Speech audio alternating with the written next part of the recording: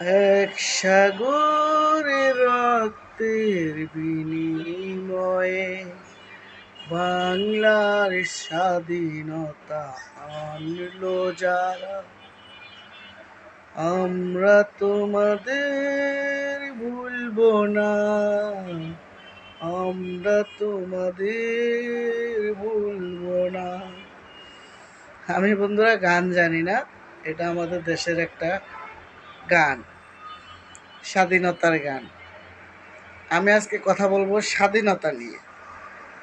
যদিও আমরা যুদ্ধ দেখি নাই, বাবা মা দাদা দাদিও দেখি নাই, মা বাবার মুখ থেকে শুনছি। আমার মামা একটা মুক্তিযোদ্ধা, ওনার মুখে অনেক গল্প শুনছি যে মামা অনেক কষ্ট করে দেশ স্বাধীন করছে। যেদিন দেশ স্বাধীন হয়েছে মামারা অনেক খুশি বলে হয়েছিল। তারপরে বঙ্গবন্ধুর ডাকে সব মুক্তিযোদ্ধারা একসাথে সরাব দিতে আসছে বলে তো মামা গল্প দেয় আর কি। তো আসলে আমাদের দেশটা অনেক মা বোনদের ইজ্জতের বিনিময়ে আমরা দেশ পাইছি। আমাদের যারা মুক্তিযোদ্ধা ছিলেন তাদের রক্তের বিনিময়ে আমরা দেশ পাইছি। বুদ্ধিজীবীদের রক্তের বিনিময়ে আমরা দেশ পাইছি। সালাম, জব্বর, আরও কত নাম অজানা, তাদের রক্তের বিনিময়ে আমাদের এই দেশ পাইছি। তাই আমাদের দেশের নাম হয়েছে আমার সোনার বাংলা, আমি তোমায় ভালোবাসি। কিন্তু আমাদের দেশটা কি মানুষ ভালোবাসে? যে যেমনে পারছে এমনিই চলতেছে, যে যেমনে পারছে এভাবেই চলতেছে। কেউ কি আমাদের দেশ ভালো করছে, ভালো রাখতেছে? নাম মাত্র সোনার বাংলাদেশ, এটা তামার বাংলাদেশ বানিয়ে ফেলছে। কেউ দেশকে ভালোবাসে না, কেউ দেশের মানুষকে দেশ নিয়ে ভাবি না, আমরা দেশের চিন্তা ভাবনা করি না, দেশের মানুষের চিন্তা ভাবনা করি না। যে যেমনে পারছে এমনি চলতেছে, যে যেমনে পারছে এমনি খাইতেছে। কেউ কারো চিন্তা করে না, দেশের চিন্তা করে না। আমাদের কত লক্ষ মা বোনের ইজ্জতের বিনিময়ে এই দেশ, এই সোনার বাংলাদেশ। আমার সোনার বাংলাদেশের ছেলেপেলেরা, আমার সোনার বাংলার ছেলে মেয়েরা, কত মা ছেলে হারা হয়েছে, কত ছেলে মা হারা হয়েছে, কত বাবা ছেলে হারা হয়েছে, কত ছেলে বাবা হারা হয়েছে। এভাবে এখনও মুক্তিযোদ্ধাদের মুখে যদি গল্প শুনি চোখ দিয়ে পানি এসে পড়ে। আর সামান্য মারামারি লাগলে কত ভয় পায়। আর 9 মাস স্বাধীন করা, যুদ্ধ করার পর স্বাধীন হয়েছে দেশ, কত ভালো লাগছে সেই দিনটা আমাদের। কালকে 16ই ডিসেম্বর, শুনতে অনেক ভালো লাগে। আমাদের দেশ স্বাধীন হয়েছে, আমরা এত মুক্তভাবে এই দেশে আছি।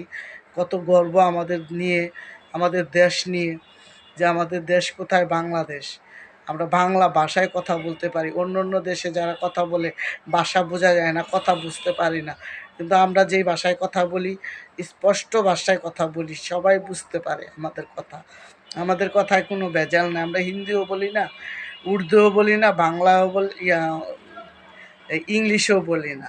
আমরা বাংলা ভাষায়, সুন্দর মাতৃভাষায়, মায়ের ভাষায় কথা বলি। কত না ভালো লাগে। কালকে 16ই ডিসেম্বর, মনে মনে অনেক প্ল্যান ছিল যে একটু এই জায়গায় ঘুরতে যাব, ওই জায়গায় যাব। কালকে বন্ধ আছে, অফিস আদালতও বন্ধ, কাজও নাই কালকে। তো অনেক প্রস্তুতি নিয়েছিলাম। তো যাই হোক, আমাদের যারা জব্বর বলেন, যারা আমাদের সালাম বলেন, এরকম অসংখ্য অসংখ্য যারা যুদ্ধে যায় মারা গেছেন, তাদেরকে আল্লাহ যেন জান্নাতবাসী করেন।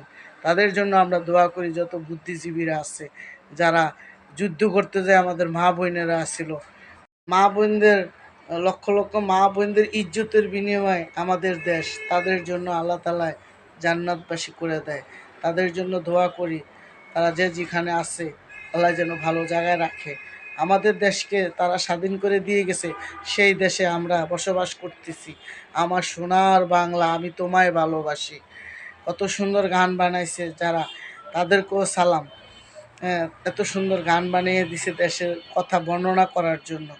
আমাদের দেশকে সবাই ভালোবাসুন, সবাই চলেন এগিয়ে যাই, দেশকে গড়ে তুলি। দেশে যেন আমাদের কোনো কষ্ট না থাকে, দেশের মানুষ যেন কষ্ট না পায়।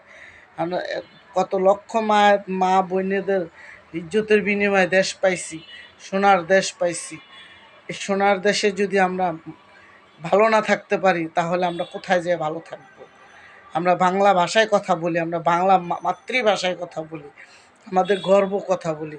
আমার মামা যখন মুক্তিযুদ্ধের গল্প দেয় বা দিত, আমরা ছোটোবেলা মামার কাছে যখন বসতাম, তখন বলতো এখান দিয়ে গুলি করে, ওখান দিয়ে গুলি করে আমরা পলায় থাকতাম।